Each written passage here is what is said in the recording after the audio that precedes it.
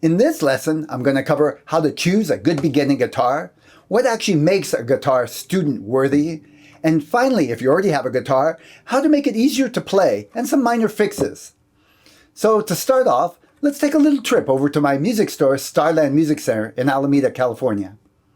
Hi, I'm Tomas Michaud, and I'm here at Starland Music Center in Alameda. Today on this video, I'm going to show you some of the different guitars we use for students starting out. The first guitar I want to show you is a student nylon string guitar.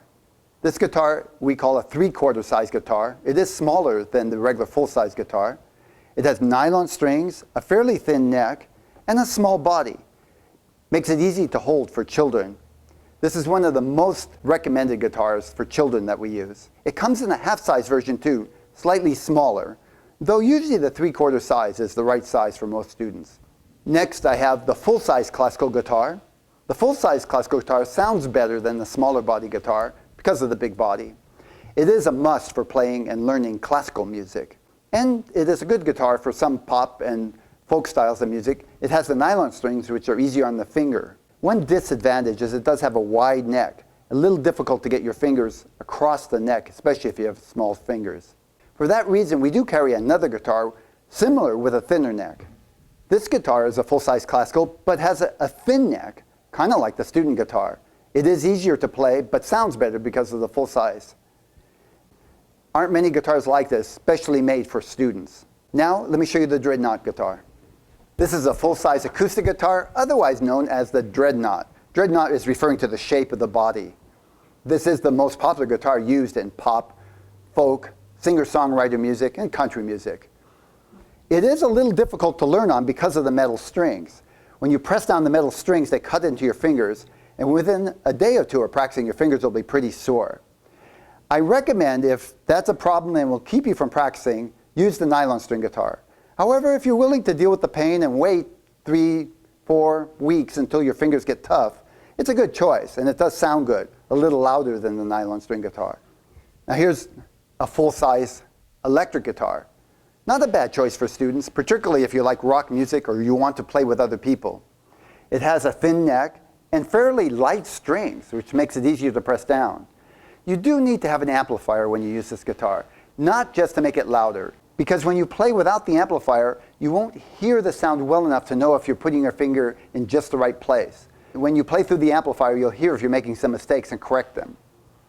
This is a good guitar for many students. However, if it's for a child, I recommend the 3/4 size electric guitar. This electric guitar, we call 3/4 size, is just slightly smaller. It's hard to tell on the video, but it really is just short enough to be easier to play for 9, 10-year-old students. Still need an amplifier. So, in summary, we have the full-size acoustic guitar, which is a very popular guitar, but difficult to learn on. We have the 3/4 size nylon string guitar, which is the most common one we use for children when we're starting out. And then there's the electric guitar for students that want to play rock music or would be inspired by using the electric guitar. A lot of times with young students, if they want to play rock music, we start them on the 3/4 size nylon and then let them work to get the electric guitar. It gives them something to look forward to. That's it for today. Thanks for listening. Oh, hey there, welcome back. Hope you enjoyed your little trip there. For this next part of the video, I've prepared a little presentation to help me explain what makes a guitar student-worthy and some fixes that you can do to make your guitar easier to play. Hope you enjoy it. Learning a new skill can be very challenging, and certainly you deserve an instrument, a guitar that's the right size for you, that's the right type of guitar for you, that has a decent sound, and that's in good working condition. So some of the things to look for are reasonably low action. What that means is how high the strings are off the neck of the guitar. You want an action that's low enough to be easy to play, but high enough so it doesn't buzz and make a bunch of sound. Sometimes that takes adjustment from a professional. Strings that do not buzz when they're played correctly. And again, that's partly has to do with the action on the guitar, whether the guitar is adjusted properly, and sometimes the type of strings. You want a reasonably straight neck on the guitar, one that's not badly bowed, but just has a slight amount of bow in it to make the strings easy to play. You want tuning keys, the little tuning keys on the heads of the guitars. You want them to be smooth and easy to turn without jamming. And you want the guitar itself to make a type of sound that sounds good to you, that sounds like something like the music that you like to listen to, or at least the music that you want to play. And you want to be a sufficient enough quality of sound to inspire you to want to play more. Structurally, some guitars are made better than others. You want one that's going to hold up for a reasonable period of time, and one that feels comfortable when you hold it, not too heavy, not too awkward, not too large in the body or too long in the neck. It does matter. If it looks good to you, you're going to be more inspired to play. There's nothing wrong with that. And you want to make sure that when you play the guitar, when you practice it, it doesn't hurt your fingers too much. At least not too much in the sense that you're not going to want to practice. There are things that you can do to help that if the guitar strings do hurt your fingers. So, let's talk about some of the fixes and some of the ways to make the guitar easier to play if you already have one. So if your fingers are getting sore when you practice on an acoustic guitar with metal strings, you might want to change the strings. First of all, you can try putting lighter strings on the guitar. The lighter strings are easier to press down. You can also put a kind of string called silk and steel. This is a hybrid string. It's sort of in between nylon and metal strings. They're particularly designed to be smoother and easier on your fingers. They also have a smoother, kind of softer sound. Personally, I'm not crazy about the sound. You know, another thing to do, of course, is to have your guitar adjusted. And you want to get the strings as low to the neck as possible without buzzing. Now, your tuning keys. If they're sticking or they're broken, you want to get those fixed. Actually, it's not that difficult. You can buy just new machine heads and possibly even put them in yourself. You can always have a guitar repairman replace them for you. It's not likely you'll be able to repair the machine heads if they're broken. It's usually not worth it. Just buying new machine heads is usually the most effective way to do that. Now, if your guitar's out of tune, learn to tune it. That's the best thing to do. And there are many ways. You can look online and find different videos on how to tune, or have your guitar teacher teach you. Now, if your guitar won't stay in tune, there's a few possibilities. One is that you have dead strings. You want to change your strings if they've been on there too long. Another possibility is that somewhere, either up on the tuning keys or down where the bridge is, your strings are slipping or moving. That's something that if you're not experienced with the guitar, you might want to have a repairman take a look at, or at least your guitar teacher. If your guitar is dirty, it's going to look ugly. Polish it. Clean it up. A great time to do that is when you change strings. When you take the strings off, you can really give it a good shine. But you can still polish it up with the strings on there. Try not to get the polish on the strings themselves. Now, if the strings are too high off the fretboard, you want to adjust the action.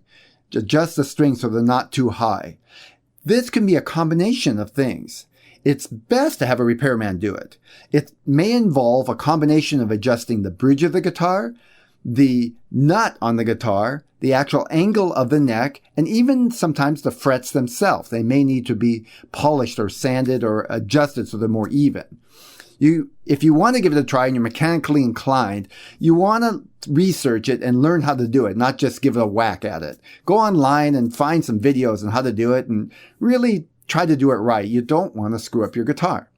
Sometimes the guitar something's wrong with it and it's just actually not worth it to fix it. It's going to cost you too much to repair it in good shape. You might want to go out and certainly buy a new one is one possibility. You can also go out and rent one. I'd rather see you rent a decent guitar that works right than struggle with a guitar that doesn't. And it's usually not too expensive. Renting is also a nice way to try out a few different guitars if you are not very experienced and you're just getting into it before you go out and spend a bunch of money on a guitar and if you're not really sure what you want. You know, you can save money also by purchasing a used one. It's a little tricky, and if you're not experienced with guitar, I would go easy on that. It helps if you can have an experienced friend or your guitar teacher help you. But there are things that you have to look for in a guitar, particularly the action on the neck. And if the neck is bowed in such a way that it would cost too much to repair the guitar to make it work right. I think the best bet is to buy a good new one from a reputable store or a used one from a reputable store. If something's really wrong with it, you got somebody to go back to. Well, I hope you picked up a few valuable tips from my presentation. This is the first in a series called the 7 Deadly Guitar Learning Mistakes. If you're watching this video and you just haven't signed up for that course yet, please, I encourage you to. If you're on the blog, you can go down below and sign up. This is just the tip of the iceberg, and there's a lot more valuable information. And it's all free. So go ahead and do that now. By the way, if you're not on my blog, if you're watching this anywhere else, go ahead and head over there now. There's a downloadable checklist that you'll want to take advantage of, as well as some more to the lesson. Thank you for joining me. I'm Tomas Michaud, founder of Real Guitar Awesomeness and Starland School of Music. I look forward to seeing you on the next lesson. Bye for now.